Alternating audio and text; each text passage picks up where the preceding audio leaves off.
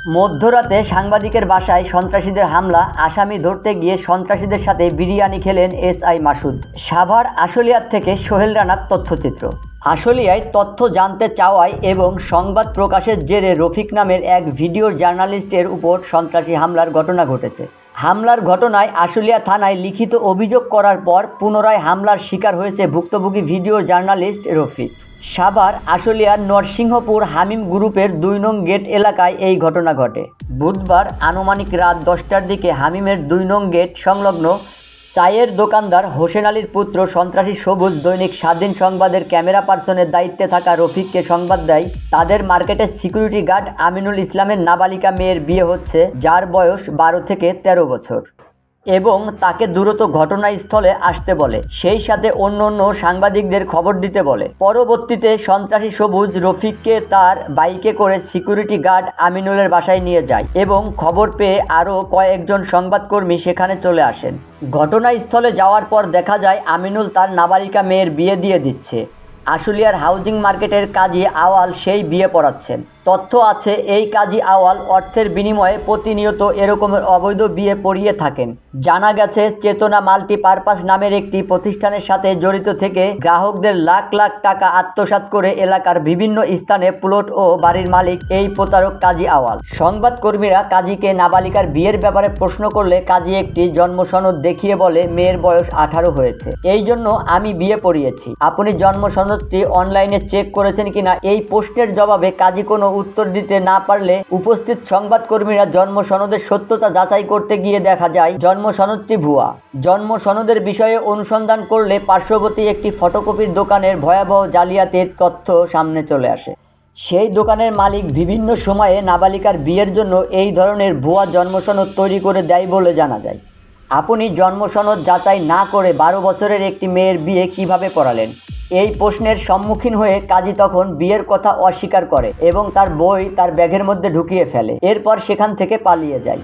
অপরদিকে এই ঘটনার সূত্র ধরে সন্ত্রাসী সবুজ মেয়ের বাবা সিকিউরিটি গার্ড আমিনুলকে চাপ দিতে থাকেন যে সাংবাদিকরা তার কাছ থেকে 30,000 টাকা চেয়েছে, এই টাকা না দিলে তার বড় ধরনের সমস্যা হবে। এরপর সিকিউরিটি গার্ড আমিনুল সন্ত্রাসী সবুজের হাতে 16,000 টাকা বুঝিয়ে দিয়ে তাকে অনুরোধ করে এই 16,000 টাকার মধ্যে দফা রফা করতে, তার কাছে আর কোনো টাকা নেই। কিন্তু প্রতারক সন্ত্রাসী সবুজ তাকে আরও বেশি করে চাপ দিতে থাকে দ্রুত টাকার ব্যবস্থা করে দেওয়ার জন্য, যার কারণে সিকিউরিটি গার্ড আমিনুল প্রচণ্ড ক্ষিপ্ত হয়ে কোনো কিছুর যাচাই বাছাই না করে উপস্থিত সংবাদকর্মীদের উপর ক্ষিপ্ত হয়ে যায়।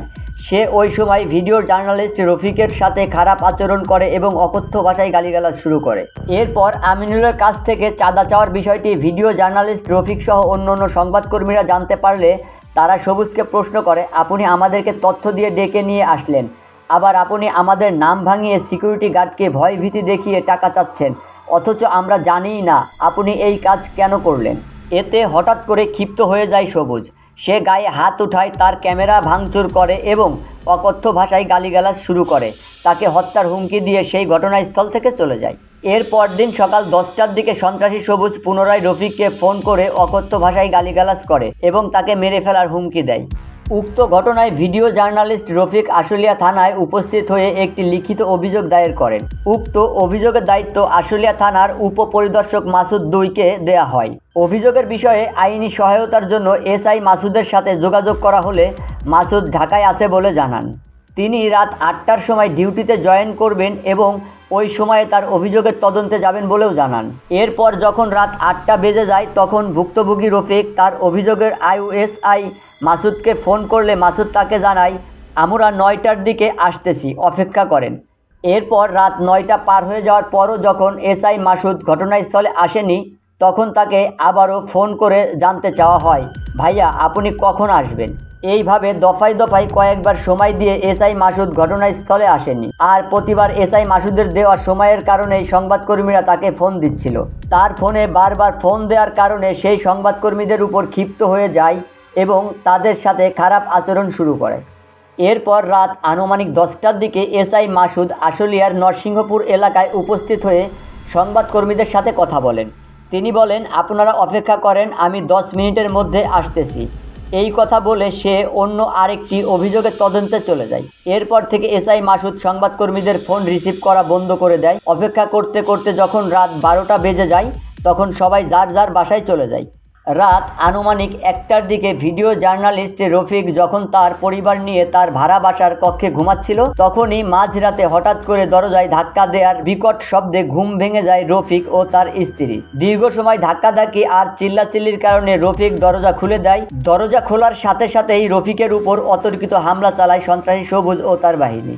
এ সময় সন্ত্রাসী সবুজ বাহিনী তার ঘরে ভাঙচুর ও লুটপাট চালায় এবং রফিককে তুলে নিয়ে যাবার চেষ্টা করে।